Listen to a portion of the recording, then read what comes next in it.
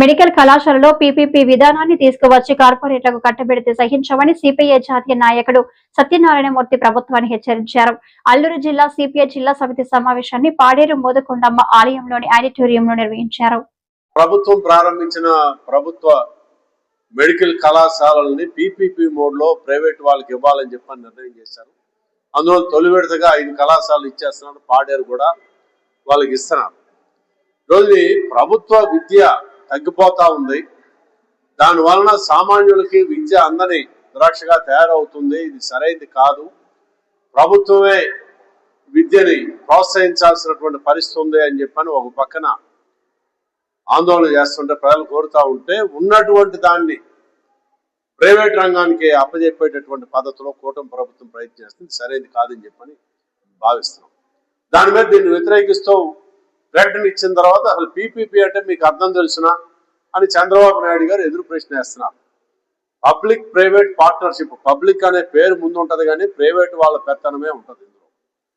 అందులో చంద్రబాబు నాయుడు గారికి ఏది ప్రభుత్వ పరంగా కొత్తగా ఏది నిర్మించడానికో దాన్ని బలోపేతం చేయడానికో ఏ రోజు ఇష్టం ఉండదు. ప్రైవేటు వ్యక్తులకి ఈ రాష్ట్ర సంపదని దారాదత్తం చేయడానికి ఆయన ప్రధానంగా ప్రయత్నం చేస్తున్న నేపథ్యంలోని ఈరోజు దాని మీద కూడా ఆయన రకరకాలుగా ముందు ఆ మాట అన్నారు. ప్రజల నుంచి మళ్ళీ వ్యతిరేకత వచ్చింది. మళ్ళీ వ్యతిరేకత రాగానే అలా కాదు, ప్రభుత్వ ఆధ్వర్యంలోనే అడ్మిషన్స్ అన్ని జరుగుతాయి, నిర్వహణ మాత్రమే ప్రైవేటు వ్యక్తులకు ఇస్తామని చెప్తున్నారు. ఏదైనా అసలు ప్రభుత్వమే ఈ వైద్య కళాశాలన్నింటినీ నిర్వహించాలని చెప్పని సిపిఐగా మేము డిమాండ్ చేస్తున్నాం.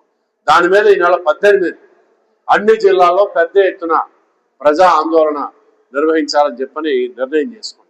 దాంతో పాటు భారత కమ్యూనిస్ట్ పార్టీ ఈ దేశంలో ఆవిర్భవించి 100 సంవత్సరాలు పూర్తి చేసుకుంది ఈ నెల 26వ తారీఖు నాటి. వాస్తవానికి శతవార్షికోత్సవాల ముగింపు సభని మన పక్క రాష్ట్రమైనటువంటి ఖమ్మం జిల్లాలోని పెద్ద ఎత్తున జరపాలని చెప్పని డిసెంబర్ 26న నిర్ణయం చేసుకున్నప్పటికీ ఆ రాష్ట్రంలో పంచాయతీ ఎన్నికలు జరుగుతున్నాయి కాబట్టి దాన్ని వచ్చే నెల 2026 జనవరి 18వ తారీఖుకి మార్పు చేసుకున్నాం. ఆ రోజుని పెద్ద ఎత్తున దాదాపు 5 లక్షల మందితోని ఈ శతవార్షికోత్సవాల ముగింపు సభని అక్కడ నిర్వహించబోతున్నాం.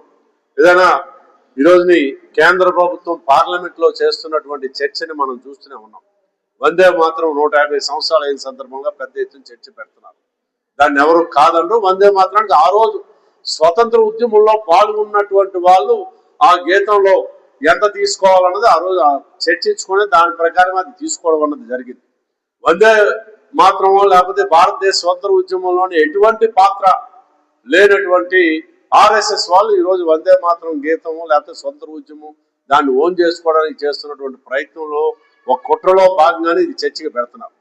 ఈ రోజు ఈ దేశంలో నిరుద్యోగ సమస్య విపరీతంగా పెరిగిపోయింది. చదువుకున్న వాళ్ళకి ఉద్యోగాలు లేవు. మరో పక్కన పేదరికం విపరీతంగా పెరుగుతూ ఉంది. ఆకలితో అలమటించే ప్రజలు ఎక్కువగా నివాసం ఉన్నటువంటి దేశంగా భారతదేశం మొదటి స్థానానికి వచ్చినటువంటి నేపథ్యంలో మీరు వాటి మీద చర్చించాలి.